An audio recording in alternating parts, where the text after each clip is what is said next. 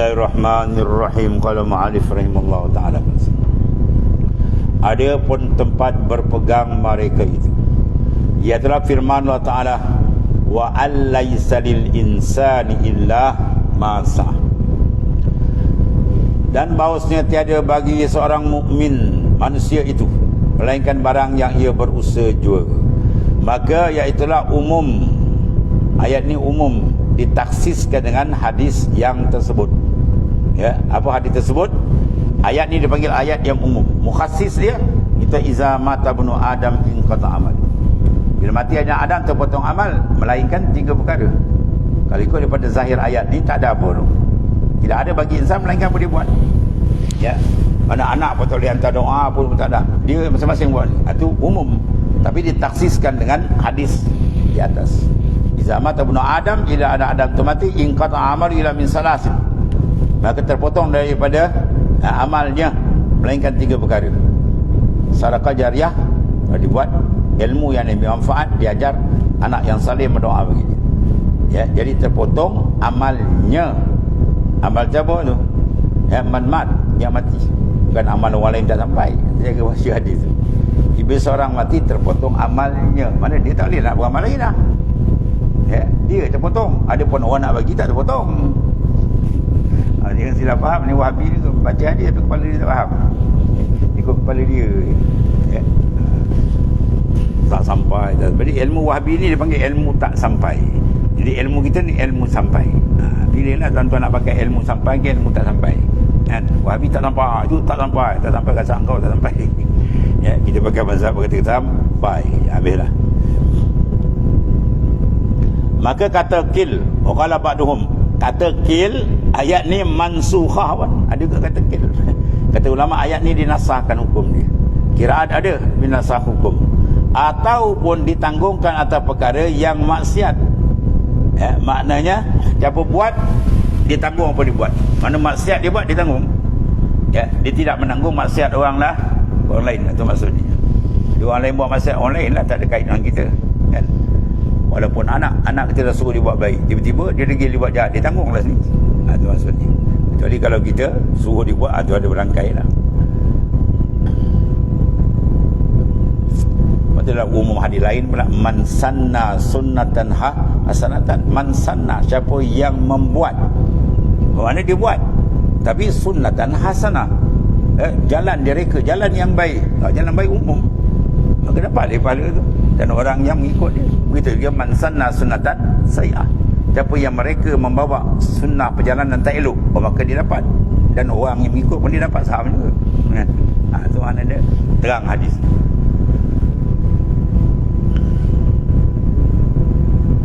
Jadi saya pendapat mengatakan mansukhah ayat ni, wa an laisa lil insan illa ma sa'ah. Ini ayat mansukh setengah ulama. Atau ditanggung atas perkara yang maksiat. Mana masing-masing tanggung, tak terlibat orang lain masalah maksiat. Dia buat maksiat ditanggung sendiri. Dan lain daripada berapa banyak ia lagi perkara-perkara yang mengingkarkan akan dia oleh kaum-kaum muda. Tahu kaum muda? Wahabi lah, orang dulu panggil kaum muda. Dia ada kaum muda, kaum tua. Macam-macam dulu, kaum muda, kaum tua. Dengan bermacam-macam dakwaan yang batal, ya, dakwaan yang tak betul. Dan berapa banyak lagi wajah yang menunjukkan sesat dan karutnya, ya, fahaman Wahabi ini. Tetapi sekadar ini lepaslah dan memadailah bagi mereka-mereka yang mengambil fikir dan iktibar daripada tumpang yang sesat serta mereka itu. Jangan kita tumpang benda sesat. Lepaslah daripada tipu dayanya, insya-Allah ta'ala. Dan adalah adillah, mana dalil-dalil bagi bahasnya perhamba itu, perhamba pungut daripada kitab antara Ihya Ulumuddin bagi Hujjatul Islam Al-Imam Ghazali, ya, daripada Majmu' bagi Al-Imam An-Nawawi, ya, besar kulit 20 kulit Majmu', ya, Syarah Muhazzam. Tapi Imam Nawawi tak habislah separuh, dia ambilkan dari Tajus. Dan daripada setengah daripada kitab-kitab fiqh yang muktabarah, ya, yang muktabar, maka pulanglah perhamba kepada menterjemahkan risalah Ta'limul Muta'alim. Tadi taqtiyah diselit sikit kali. Dia kata syarat-syarat memilih guru lah. Dan ada pun memilih guru, maka sahaja bahawa memilih akan yang terlebih alim dan terlebih wara'. Al-war'u hasan walakin fil ulama'i ahsan. Wara' tu sifat baik, tapi pada ulama' terlebih elok. Jadi ulama' yang wara', jangan jadi yang waqra', tak boleh. Tak ada berkat ilmu. Dan terlebih tua, cari ulama' tu kita cari yang terlebih tua, sebab ilmu dan sebab umur dia. Seperti bahawa memilih oleh Abu Hanifah, Imam Abu Hanifah pada ketika itu akan Hamad bin Abi Sulaiman. Kemudian daripada dia amat-amati, berfikir-fikir dan berkata, Abu Hanifah rahimahullah ta'ala radhiyallahu an, aku dapat akan dia syekh yang besar, lagi pula berhemah, lagi banyak sabar dia. Dan berkata ia pula, tetap aku di sisi Hamad bin Abi Sulaiman, maka tumbuh aku, tumbuh aku dan subur seperti tumbuh dan subur tanam-tanaman. Dan seterusnya bermusyawarah, dan berkata ia pula, aku dengar akan satu kalimah daripada hukama-hukama, mereka yang menghukum serta dengan dalil, itu panggil hukama. Kalau hukama dalam istilah sufi dia panggil orang yang telah sampai darajat ma'rifat sebenarnya. Di Samarkandi, Samarkand, dekat makam Imam Al-Bukhari, Samarkand. Dan sanad Naqsyabandi kita banyak kan, 5 orang kan itu masyayikh dia pada Samarkand. Berkata ia bahawasanya satu orang daripada penuntut-penuntut ilmu tadi berjumuk kira, mana bermusyawarah. Jumuk mana berjamak, berhimpun, mengira dan berbincang, mana adakan muzakarah. Hayatul ilmi bil muzakarah. Kalau di pondok ini penting, kita mengaji, kita muzakarah. Pada tengah baca ini semak kan. Mengira dan berbincang dan bermusyawarah dia akan daku pada menuntut ilmu, dan adalah azamnya atas hendak pergi kepada Bukhara kerana menuntut ilmu. Jawab hakim, apabila engkau pergi kepada Bukhara, negeri Bukhari tempat imam apa? Imam besar hadis kita, Imam Bukhari. Apabila engkau pergi kepada Bukhara kerana menuntut ilmu, jawab hakim, apabila engkau pergi kepada Bukhara, jangan engkau bersegera-segera kepada pergi dalam datang kepada ulama-ulama dan guru-guru, dan berhenti olehmu di dalam 2 bulan. Kau pergi situ cek dulu 2 bulan, kau pergi tengok dulu 2 bulan hingga engkau amati, dan engkau memilih akan satu guru kerana bahawasanya engkau pergi kepada satu guru yang alim, dan memulai engkau dengan pertolongan bacaan, dengan potongan bacaan, tengok bacaan. Nasaya barangkali juga tiada menyukai akan dikau oleh ilmunya dan kelebihannya dan pengajarannya, maka engkau tinggal akan dia dan engkau pergi kepada yang lain pula, maka tiada berkat bagi engkau pada pelajaran itu. Yang kita betul-betul pergi tu pun duduk terus, yang kita pergi tengok yang berhenti, lepas tu tak sedap lah, pergi sana pula, tak sedap lah, pergi sana pula, habis. Lama kita pula apa, ini tak sedap, semua tak sedap, kita sedap seorang. Satu. Yang kedua, tak ada istiqamah, payah lekat ilmu.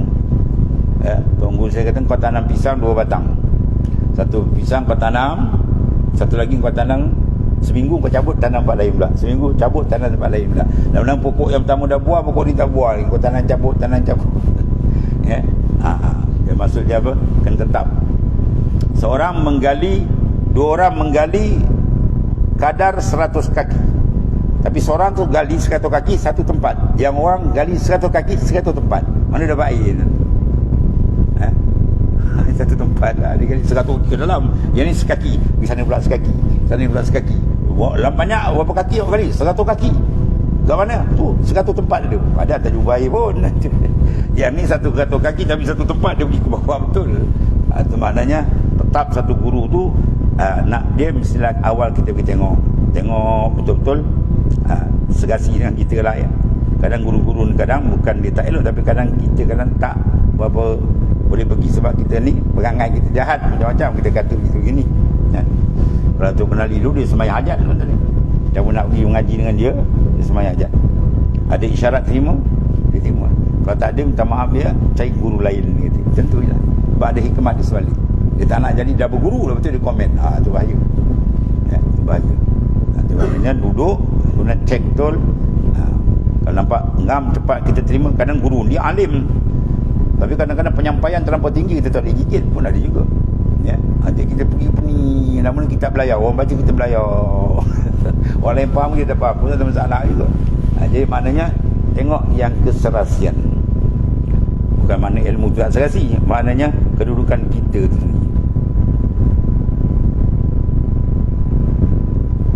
Maka amat-amati olehmu pada 2 bulan pada memilih guru tu.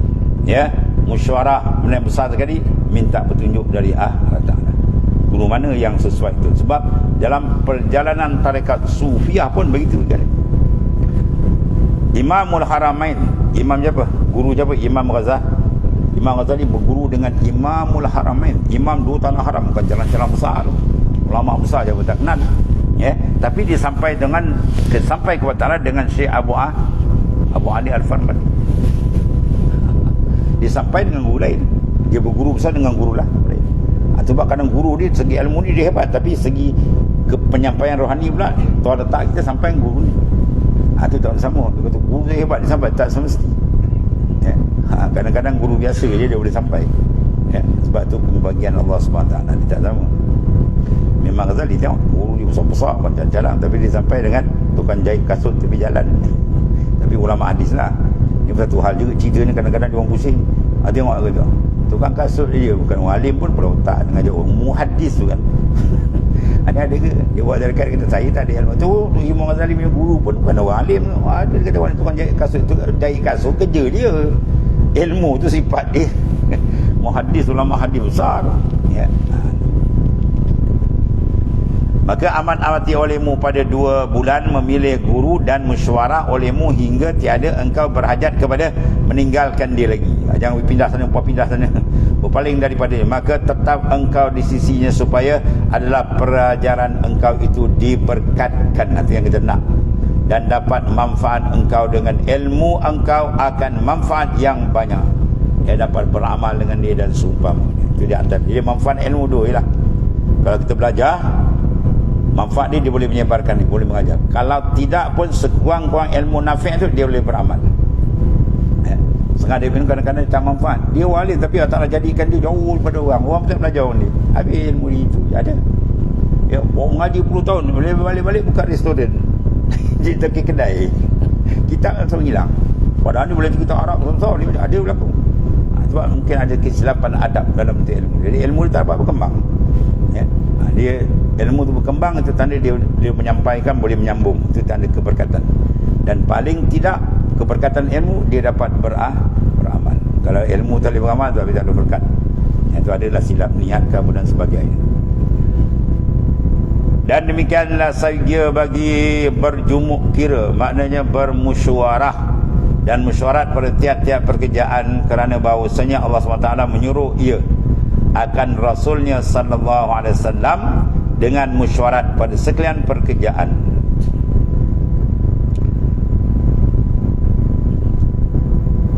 Walhal tidak ada dapat seorang lebih cerdik dan bijaksana daripadanya, dan sedemikian itu disuruhkan dia juga dengan apa? Mesyuarat. Walaupun tengok ulama tak ada orang tani hebat ni, memang suci hebat, tapi kita bincang kita tengok. Ia bermusyarat akan sahabat-sahabatnya sekalian pekerjaan-pekerjaan itu, sehingga pekerjaan-pekerjaan itu dihajat kepada rumah pun dimusyarat juga. Maknanya wa amruhum syura bainahum. Urusan kita ialah mesyuarat, bincang. Apabila bincang dia banyak keberkatan. Orang ni ada pandangan ni ya. Kadang ikut pandangan kita katakan puasa elok, tapi bila orang pergi beranuk, ada terganjal pula. Elok berbincang. Dan berkata Sayyidina Ali karramallahu wajhah, tiada binasa seorang kemudian daripada berjumuk kira, yakni bermusyarat. Mana keputusan daripada musyarat diberkati oleh Allah termasuk. Ya. Kalau kita buat sendiri je, kadang-kadang kita rasa tiba pun sangkut. Ada masalah sebab kadang-kadang pemikiran kita tak sejauh apa yang kita dapat bila berkeputusan dapat dalam syura ataupun musyarat. Itu di antaranya. Kemudian dan satu lagi dikatakan bahawa manusia itu 3 macam.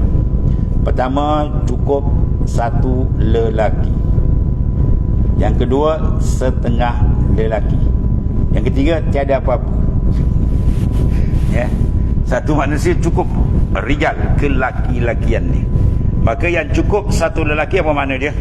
Mereka yang ada baginya pandangan yang betul dan musyawarah dia. Dan yang kedua, yang setengah laki-laki, mereka yang ada baginya pandangan yang betul tapi tiada musyawarah. Kita ada musyawarah, dia mana apa? Separuh hilang keberkatan itu.